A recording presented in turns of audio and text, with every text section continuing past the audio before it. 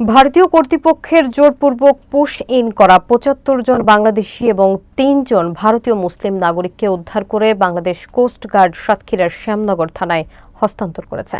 মঙ্গলবার সকাল ১১টায় তাদের স্বজনদের কাছে আনুষ্ঠানিকভাবে হস্তান্তর করা হয়। বিস্তারিত দেখুন এস.এম. সাহেব আলীর প্রতিবেদনে।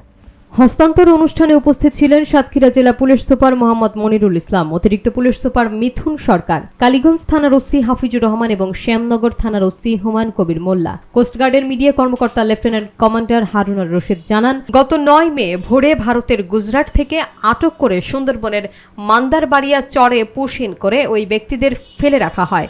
পরে তারা মান্দারবাড়ি ফরেস্ট অফিসে আশ্রয় নেন এবং সেখান থেকে কোস্টগার্ড তাদের উদ্ধার করে। উদ্ধার হওয়া ব্যক্তিরা জানান, ভারতীয় পুলিশ তাদের বস্তিতে অভিযান চালিয়ে ঘরবাড়ি গুড়িয়ে দেয়, পরিবারের সদস্যদের বিভক্ত করে নিয়ে যায় এবং চোখ বেঁধে সামরিক বিমান ও নৌপথে বাংলাদেশে পাঠানো হয়। জাহাজে থাকা অবস্থায় তারা শারীরিক নির্যাতন এবং ধর্মীয় অবমাননার শিকার হন এবং প্রয়োজনীয় খাবারও পাননি। উদ্ধারকৃতদের আইনি সহায়তা ও মানবিক সহায়তা দিয়ে আইনানুগ প্রক্রিয়ায় স্বজনদের কাছে হস্তান্তর করা হয়।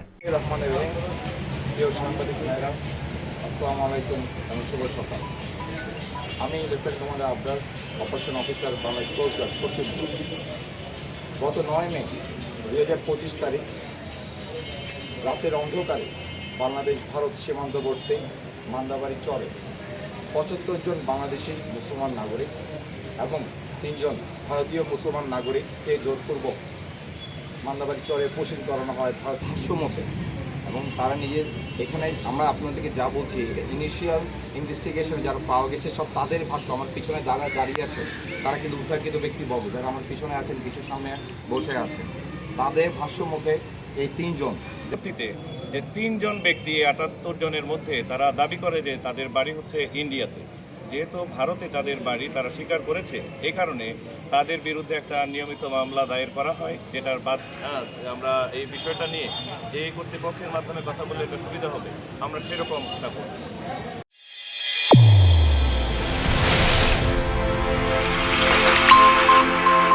চ্যানেল A1 হৃদয়ের